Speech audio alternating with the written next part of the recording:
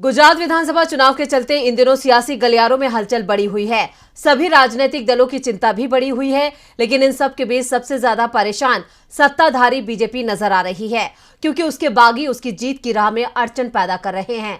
BJP की लाख कोशिशों के बाद भी बीजेपी को सफलता मिलती नहीं दिख रही है। ऐसे में अब एक बार फिर बीजेपी ने बागियों के खिलाफ कड़ा रुख अपनाया है। क्या है पार्टी का फैसला, देखते हैं ये रिपोर्ट। गुजरात चुनाव के लिए मतदान में कुछ ही दिन बचे हैं और बागियों ने बीजेपी के रातों की नींद उड़ा रखी है। बीजेपी आलाकमान की लाख कोशिशों के बावजूद स्थिति नियंत्रित नहीं हो रही है।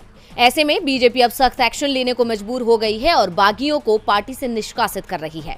उसी कड़ी में अब पार्टी ने बड़ोदरा जिले में 3, महिसागर जिले में 2, पंचमहल, मेहसाणा, अरवल्ली और बनासकांठा जिले के कुल 12 नेताओं को निलंबित कर दिया है।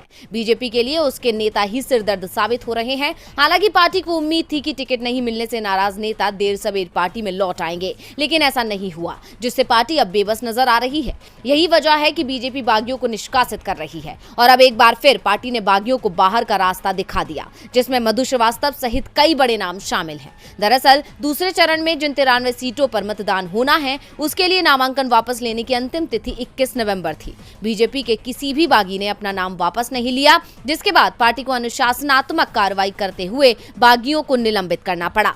बता दें कि इससे पहले भी बीजेपी ने बीते रविवार यानी 20 नवंबर को गुजरात में अनुशासनात्मक कार्रवाई करते हुए 7 नेताओं को निलंबित कर दिया था।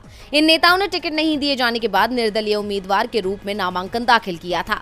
बीजेपी के प्रदेश अध्यक्ष CR पाटिल की ओर से जारी एक पत्र में कहा गया कि इन नेताओं को पार्टी विरोधी गतिविधियों में शामिल होने के आरोप में 6 साल के लिए निलंबित किया गया है।